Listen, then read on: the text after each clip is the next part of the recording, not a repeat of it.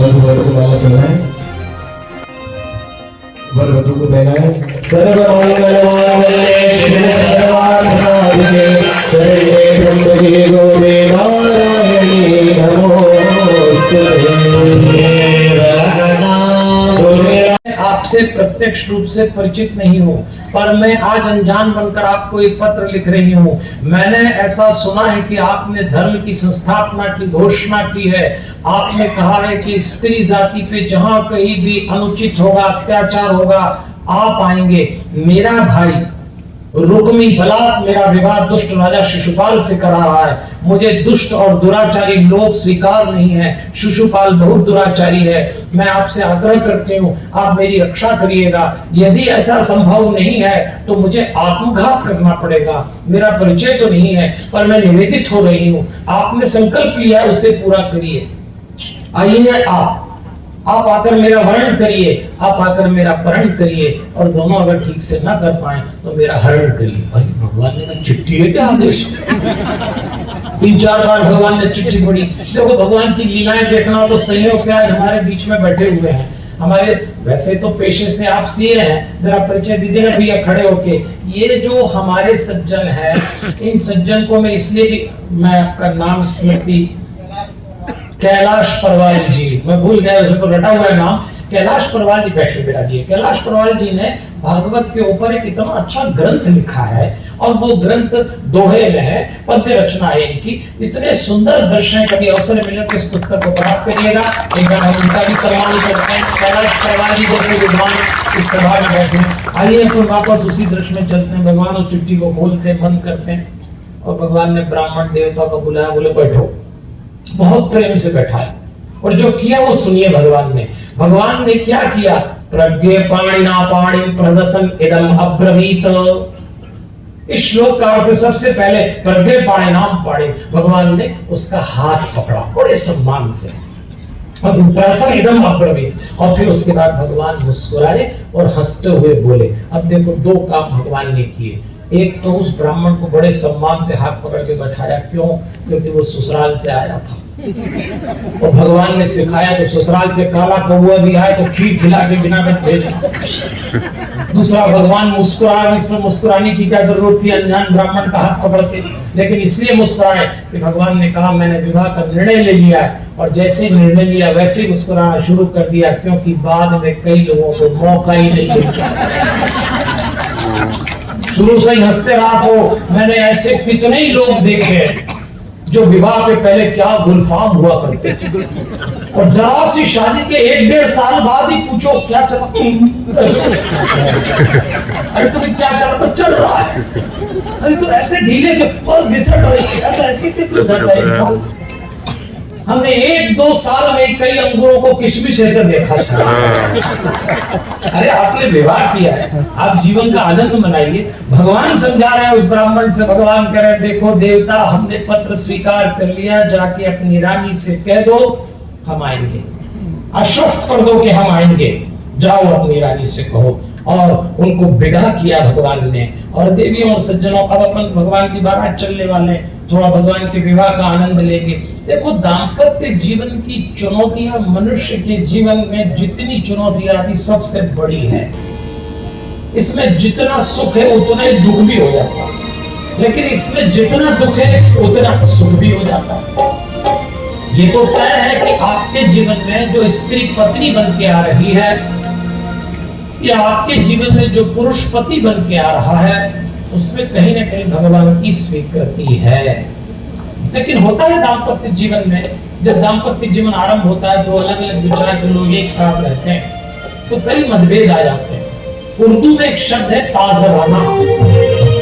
ताजराने का अर्थ होता है कमर्शियल, व्यापारिक। आज हमारे घरों में कई संबंध व्यापारिक हो गए। पति पत्नी के संबंध भी कमर्शियल हो जाएं, तो किसी ने लिखा है वो जिसके साथ बहुत दूर मुझको जाना था, सुलूक उसका मेरे साथ ताजराना था। हवा घरों में कहां इतनी तेज चलती है, उसे तो सिर्फ मेरा दिया बुझाना। कभी कभी तो लगता है कोई तूफान आता अपने ही घर का दिया बुझाना, लेकिन चिंता मत करिए। भगवान सिखा रहे हैं कि, और मैं आपसे निवेदन कर रहा हूं कृष्ण बारात लेके चलेंगे तो हमको एक गुण सिखा रहे, एक तरीका सिखा रहे, पल भर में सब बदल जाएगा। चलिए भगवान की बारात चलते हैं गुनगुनाते हुए, फिर आगे बढ़ते। अभी टाइम, अभी 5:15 बजे, विवाह तो 5:30 के बाद शुरू होगा, अभी तो बारात ही चलती। आप में से कोई भी डिस्टर्ब मत होता है ना, मैं आपको बता भी देता हूँ क्या क्या होने वाला, तो फिर आप परेशान हो जाओ। हमारे अवनी जी, हमारे सिद्धार्थ जी, कृष्ण जी रुक्मणी जी के रूप में है, तो वो सिद्धार्थ जी भी उठ के गए ना, वो तैयार होने गए, फिर वो रूप, फिर वो 5:30 बजे अपन उनको लेके आएंगे, तो भगवान स्वरूप के साथ आएंगे, फिर भगवान को यहाँ लाएंगे, फिर हमारे पंडित जी मंगलाचरण करेंगे, तो भगवान माल्यार्पण करेंगे एक दूसरे को।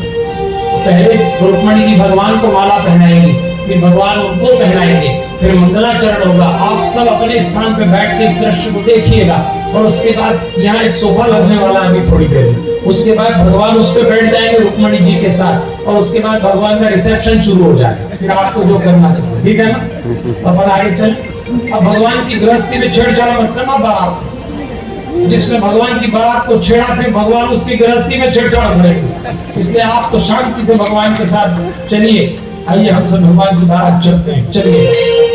दास दासी अपने रक्षकों के साथ मंदिर में पूजा करने आऊंगी, फिर मैं जब मंदिर में अंदर जाऊंगी और जब मैं पूजा करके बाहर निकलूंगी तो मैं अपना घूंघट हटाऊंगी, फिर मेरी विद्या से मैं आपको संकेत दूंगी, आपको समझ में आ जाएगा मुझे कहां से लेना है, फिर आप मुझे ले लेना। तो भगवान देख रहे चिट्ठी खोल के, तो मंदिर कहाँ है जहाँ वो मिलेगी।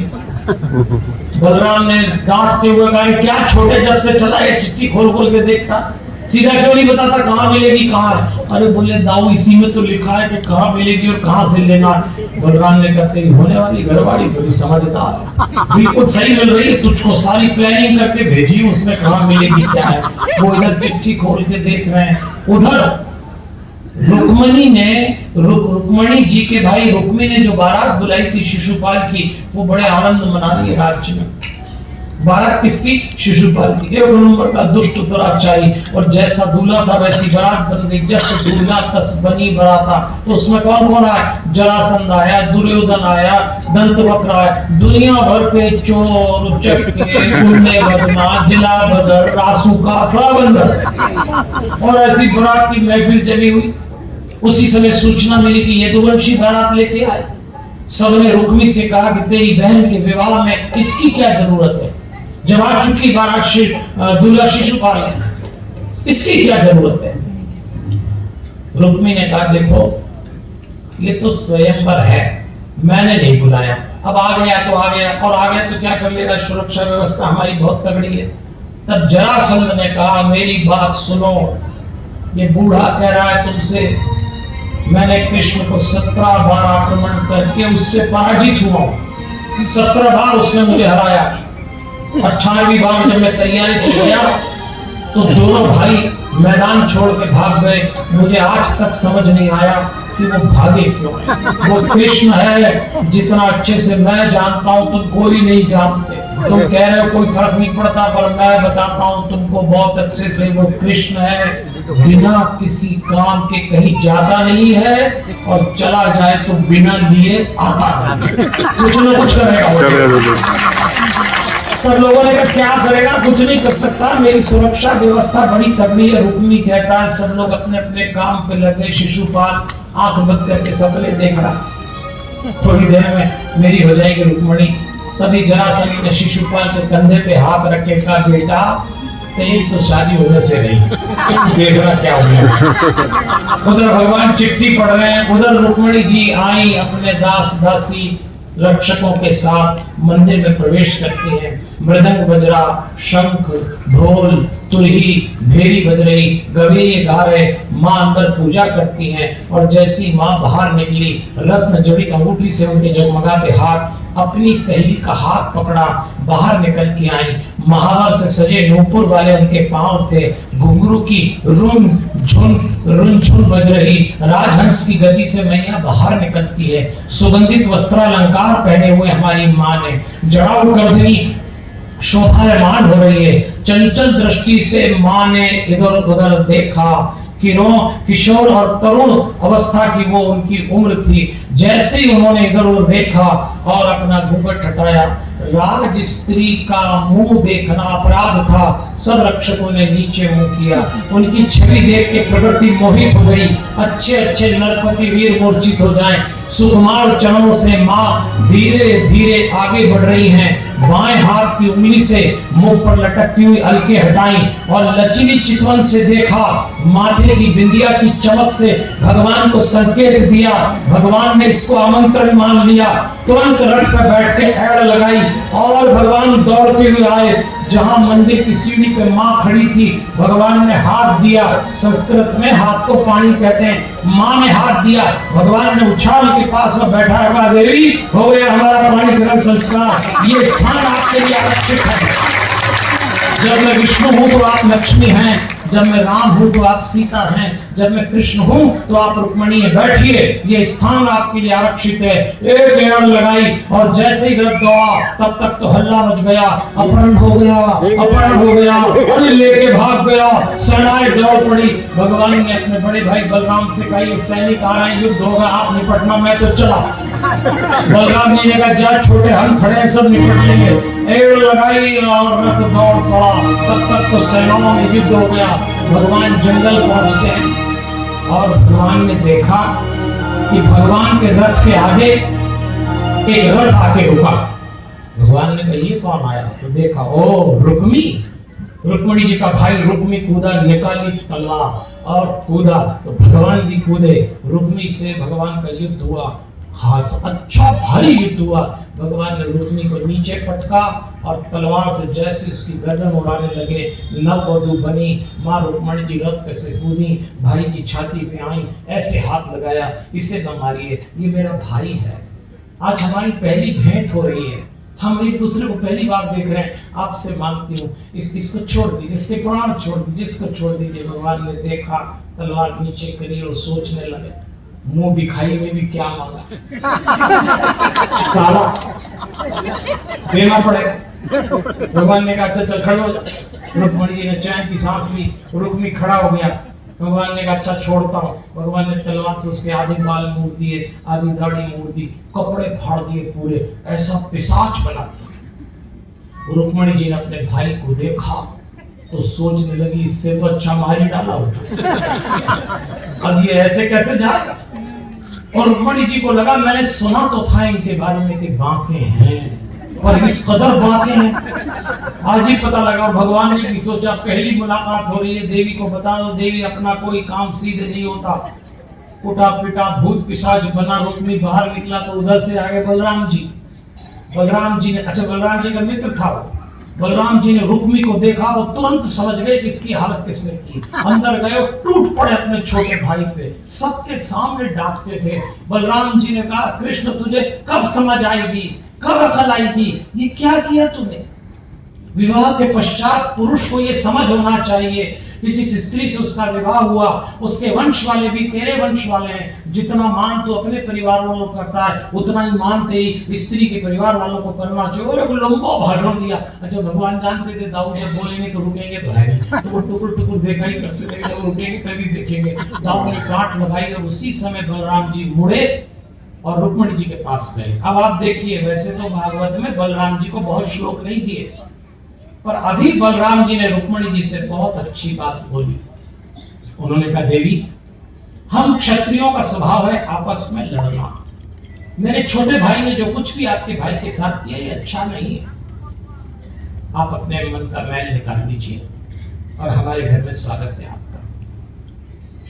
रुक्मणी जी के मन में मैल तो आ गया था कि ये क्या हो रहा है, किस परिवार में गई, कोई ऐसा करता है भाई के साथ? क्योंकि ग्रंथकार ने लिखा, वैमनस्यम परित्यज्य मनः बुद्धया समादधे, श्लोक आया कि रुक्मणी जी ने अपने मन का मैल मिटाकर विवेक बुद्धि से समाधान किया। इसका मतलब उनके मन में मैल आ गया था। इसीलिए हम आपसे कहते हैं, मैं तो नहीं कहता, भागवत कह रही कि अपने घर में जब नई नई बहू आए तो उसके साथ छेड़छाड़ बिल्कुल मत करें। अपने परिवारों में क्या होता है, जब नई बहू आती पूरा खानदान जुट जाता उसको समझाने, दूर दूर की बुआ जी मौसी सब आ जाती है। जमाने भर का ज्ञान नहीं बहू को बांटते सब लोग, इतना समझाते वो तो 2-4 साल बाद जब वो पलट के समझाती फिर समझ में आता है फिर क्या समझाए। नई बहू के साथ छेड़छाड़ बिल्कुल नहीं करें। देखो एक घटना सुनाते कि भगवान का विवाह तो द्वारका में होने वाला है, पर एक छोटी सी घटना आपके काम आ जाए तो सुन लीजिए, फिर अपन भगवान के विवाह का आज उत्सव मनाएंगे।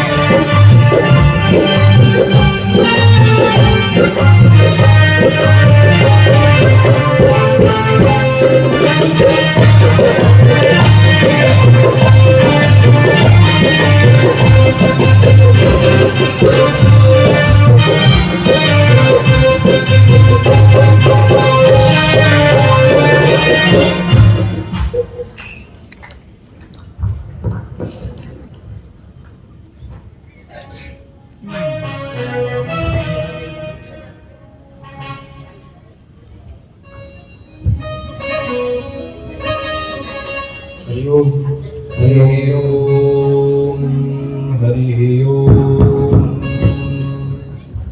कस्तूरी तिलकं ललाट पटले वक्षस्थले कौस्तुभं नासाग्रे वरमोहितो करतले वेणुकरे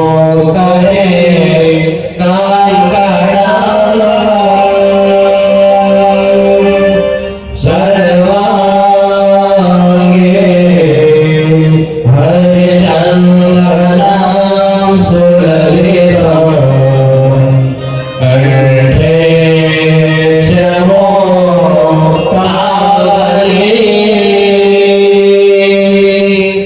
गोपालस्त्री परिवेष्टितो विजयते गोपालचूडामणि